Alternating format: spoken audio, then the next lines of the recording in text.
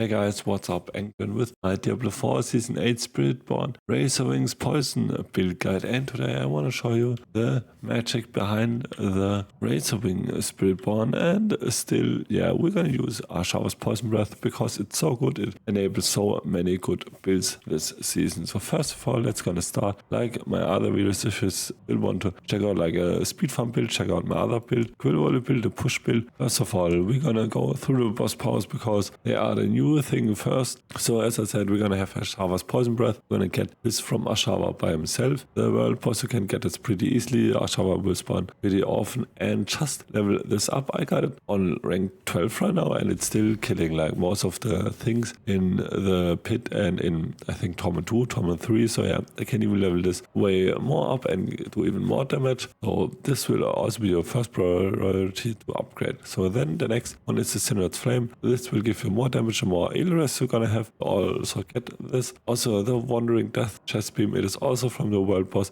It is really nice because it will execute our non-boss enemy, so that also means that Elite's gonna execute it. So this is a really strong damage push for us. I think if we upgrade it until 20, it is around 20%, so that's really strong. And also the Andarel's Flaming Skull, you're gonna get as modifier more damage over time, so that's pretty good. So for upgrade priority, first upgrade Ashawa's, then Andarel's, then your Wanderings, and then your Synod's Flames. So now the most important question is how you can get so many Razor Wing charges that you want on out. So a disclaimer, I'm still like 2 or 3 Razor Wings short. I still cannot play the full Razor Wings build yet because I will go to a vacation today, but I want to cut this video because I already took this build going in Season 6 and I know what you need to have. I will tell you the things you need to get infinite Razor Wing charges. First of all, you're gonna need Razor Wing charges on your helmet, on your ring, and on your second ring. And you want to have at least 1 crit on your ring and maybe 1 crit on your other ring, and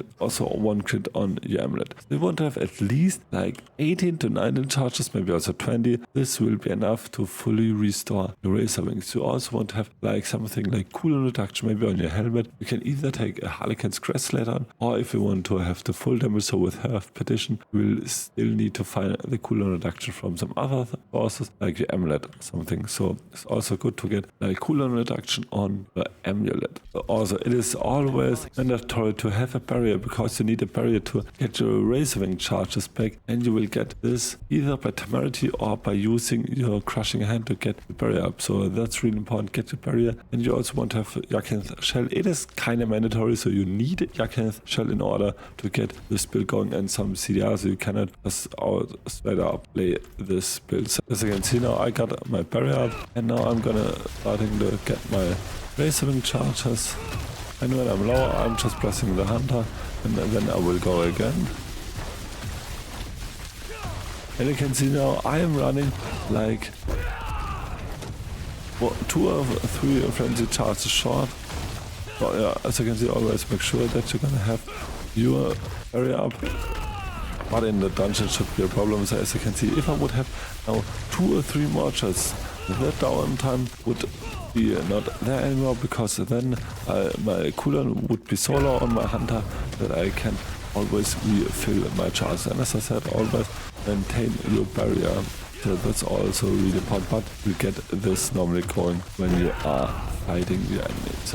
As you saw, get like 15 to 16 Razor Wing charges, that would be enough, and then you can just blast with this build. And always keep in mind that you need to have a barrier, so you also need to cast Crushing Hands regularly, but either way you need to cast it regularly because of the unyielding hits. Now let's discuss the gear, but before we're gonna discuss the gear, please leave a like and a sub if you like my channel and my content in general. I'm still some subs short of my 1000 sub goal, so I can get monetized. So that would be a really huge goal for me to achieve that. So want to support me on that, hit the subscribe and notification bell button. Also follow me on Twitch and my other social media chats. For our gear, the 2 most important parts, as I said, you need Yakin's Shell. Kinda don't need temerity, but it will help you. So get 100% Yakin's Shell. It is mandatory, so you can reset your Razor Wing charges. Also, what things you really need is a helmet with cooldown reduction until you have a unique helmet, and also an amulet with cooldown reduction, and temper it all the way up. For your helmet, take aspect of disobedience in your helmet. I still got the wrong aspect on my helmet. And for FX, as I said, get cooldown reduction. You don't need Razor Wing skills because Razor Wing skills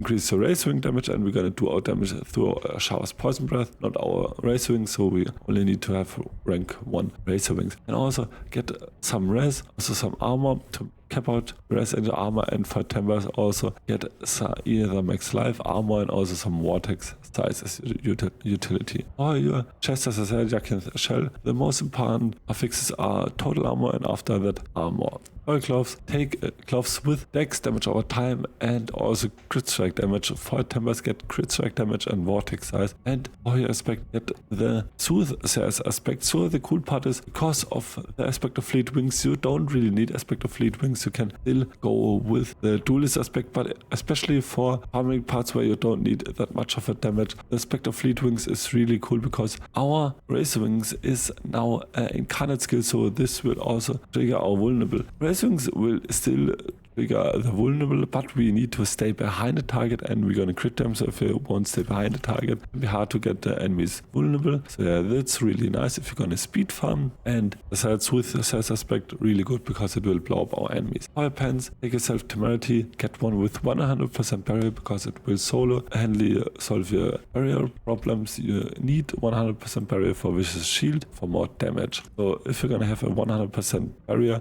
temerity, you don't need any barrier chain. If you're gonna have some less barrier chain, take yourself so much barrier chain that you will get 100%. Also, the healing received and the chance to heal is also really nice. For boots, as I said, all push scenario, take duelist aspect, but then keep in mind that you need to stay behind the target to get them vulnerable. And for some speed farm, or if you just want to farm some lazy content, get the aspect of Fleet Wings. Fire aspect, fire affixes, go for dex, max life, and also movement speed. For your tempers, the same movement speed and vortex size. Fire weapon, and that's a really good one, take dex damage over time, crit strike damage, and for your tempers, go for crit strike damage and primary centipede spirit hall potency, because thanks to that we're going to do even more poisoning damage onto the target. So our Shower's Poison Breath will also deal more damage, because the more damage over time effects the target has, the more damage our Shower's Poison Breath will do. And for the base, we're gonna go for a Colors of Block Chance, and for aspect, take aspect of Redirected Force. It's still the best one out there. And for amulets, as I said, aspect of Annealing hits, it will give us really much weapon damage. This will also get affected by the Shower's Poison Breath. And for affixes, take dex, max life, cooldown reduction, crit strike damage, and Razor Wing charges. Crit at least 1 or 2 Razor Wing charges, but it would be easier to honestly hit Razor Wing charges on all of your rings and the amulet once, so that would be easier to get this. For first thing, you don't need the aspect of Endless Talents. I tested out. It is not for the charges. It will give you more stacks. You won't have the aspect of Blend's power here, so you're gonna do more damage or more ferocity charges you're gonna have. And for affixes, it itself like crit chance, max life, and dexterity or crit strike. And for your tempers, get crit strike damage and also Razor Wing charges. For your othering, the same affixes, crit strike damage as Timbers and Razor Wing charges. Added at least 1 Razor Wing charges on both rings, so you need at least, as I said, 17 to 18 Razor Wings charges, then you should find. And also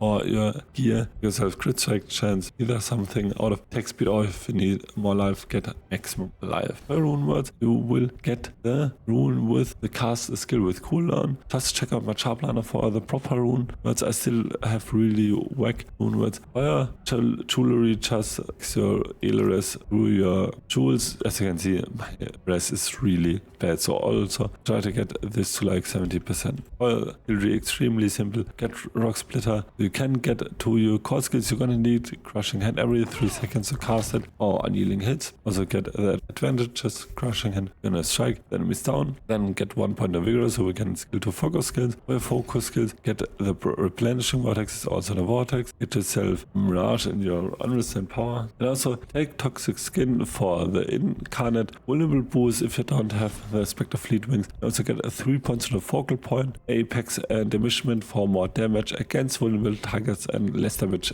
from vulnerable targets. And for your defensive skills, take yourself 1 point of endurance so you can max out fueled for my Life Leech. Also get counter attack is also the reinforced counter attack. And then also get 3 points of patient guard and 2 points in auspicious. Still can get like Scorch instead of Toxic Skin if you're gonna run with your Spectral Fleet Wings. Also get yourself 3 points into Nourishment and 1 point into Anti-Venom. For potions and skills, get 1 point to Razor Wings, there's also 1 point to Poised Razor Wings, Resilient 3 points, and for ultimate skills, max out Hunters, also the Cliffs, and max out Resolution, Sustenance, Intricacy, Initiative, Supremacy, and take 1 point to Spiritual Attunement. And also get yourself Noxus Resonance at the very end. For your Paragon board, it is really simple like the other poison builds one. Take Spirit in your first board. On your second board, take yourself Bitter Medicine, heal yourself up, poison enemies, get more damage on them, really good. Also get the Fitness Glyph for your next board, get yourself the Convergence, you will get more damage, close to the 30%. Also get yourself the Cannon Glyph. Then for your second last board, get yourself Vicious Shields for more damage while you have a barrier.